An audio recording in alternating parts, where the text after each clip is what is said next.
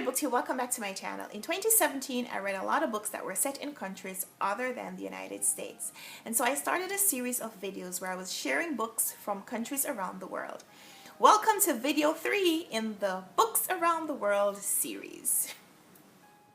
Books around the world, books around the world, books around the world.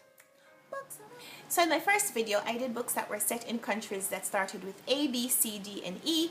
In the second video, I did countries that started with F to J. So today we're back for video 3. We're going to do the countries from K to O.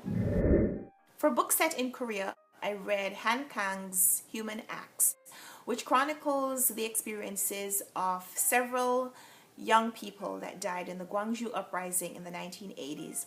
It was a civilian response to a government coup and the government retaliating against the citizens, and a still unknown number of young people being killed as a result. I've talked extensively about Human Acts and I still don't have a copy in my library. I promise, next time I mention Human Acts by Kang, I will have a copy to hold up right here. For a country that starts with L, I have Dirty Wars and Polished Silver by Lynda Schuster. This was a memoir that is set in several different countries. One of those countries is Liberia. Lynda Schuster grew up in the Midwest. She grew up in Detroit in the United States, but she felt wanderlust and she started traveling the world. At the tender age of 17, she moved to a kibbutz in Israel, and from there she decided to escape what she thought was the monotony of the Midwestern housewife life and become a travel journalist, war correspondent. And eventually she met the man who would become her husband, well, her second husband, and traded that in to become the wife of an ambassador and just continued touring the world. So Liberia is one of the countries that she spent some time in, and some significant things happen in her life in Liberia. And so I'm using that as a setting for a country that begins with the letter L. Alternatively, I had this book, In the Country of Men by Hisham Matar, that is set in Libya, and I'll probably use that for the next time I do this series.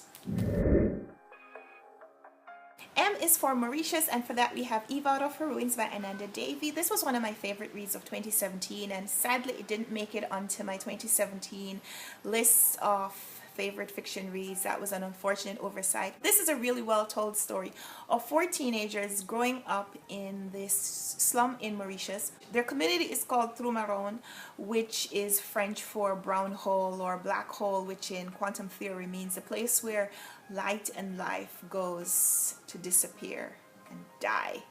And that is kind of what happens in their experience in their slum. They're growing up in this cycle of poverty and violence, and coming of age, feeling responsible for themselves, wanting to escape but not wanting to leave each other, not wanting to leave their family members behind, feeling resentment towards people who have already left and who they don't feel are helping as much as they could. But it's about these 4 friends who, even though they're growing up and enduring some of the same situations, have very different ways of dealing with them. It's about their relationship with each other and how they relate to the other people in their lives, their teachers, their friends. It's a small publishing company called Deep Vellum that only publishes translated works, and I recommend this book. I'm talking about it here because I didn't mention it in my favorite videos, but I'll link it down below so you can go and check them out if you'd like to. M is for Mauritius. For N, I had several choices. I could have gone with Nazareth, which was the setting for The Testament of Mary by Colm Toibin, which was a book I read earlier in the year and didn't really love. So I decided to go with The Luminaries, which is set in New Zealand. This is Eleanor Catton's Man Booker Prize winning novel about life. I still don't know how to review this book, but it is set in the 1800s in the gold prospecting era of New Zealand in the gold fields. Walter Moody is the main character in this one. He's just arrived in New Zealand. He has his eyes set on the prize. He's gonna become this gold prospector and he's gonna make a fortune. But when he gets there, he meets all these people who've already been established in that business, and they have met in some kind of a secret meeting, as these things go. And they're discussing some things that have already happened. There's a rich man who has disappeared. There's a prostitute who has tried to commit suicide. While these seem to be unrelated events, the way each person relates to the things that have happened and the way Walter Moody finds himself embroiled in these events becomes the start of this tome. And it is about the zodiac. It is about planetary influence. It's about wealth, its advantages and its limitations. And the web that this author wove to create these interlinked stories. I'm going to read this book again and we're going to talk some more about it. If you'd like to read this book with me, leave me a comment down below and we'll talk about it down there. But for now, New Zealand, The Luminaries, Eleanor Catton. I'm cheating a little bit for O because this isn't a real place, but The Prophet by Khalil Gibran is set in a fictional location called Orphalese. This is where the prophet has found himself living for several years, and when he decides to prepare himself for when his ship comes in and he's able to return to his home, all the people start to approach him and ask him for his thoughts on various subject matters. And that forms the basis of this book, which, while it is fiction, is Khalil Gibran's musings on life and many aspects of life. So the people ask the prophet to tell them what he thinks about love, marriage, children, giving, eating and drinking, work, joy and sorrow, houses, clothing, buying and selling, punishment, everything. Every topic that you could probably think of is dealt with in some way in this book.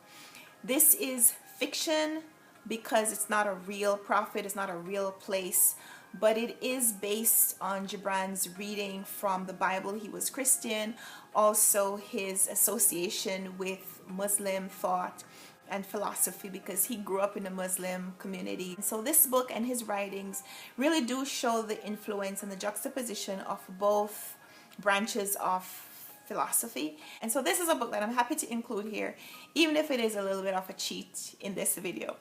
And so that's it. Those were 5 books that were set in 5 countries around the world other than the United States. Join me for my next video in this series where we'll go with 5 different books, 5 different countries. We're going to start with a country that begins with P, and we're going to end with a country that begins with T. Maybe you want to guess what those 5 countries are going to be. And these are books that I read in 2017. So thanks for watching this video. Leave me a comment down below if you're interested in joining me for this series where I do it in 2018. And we'll talk in the comments. So until next time, happy reading. Bye. Books around the world. Books around the world. Books around the world. Books around the world. Books around the world.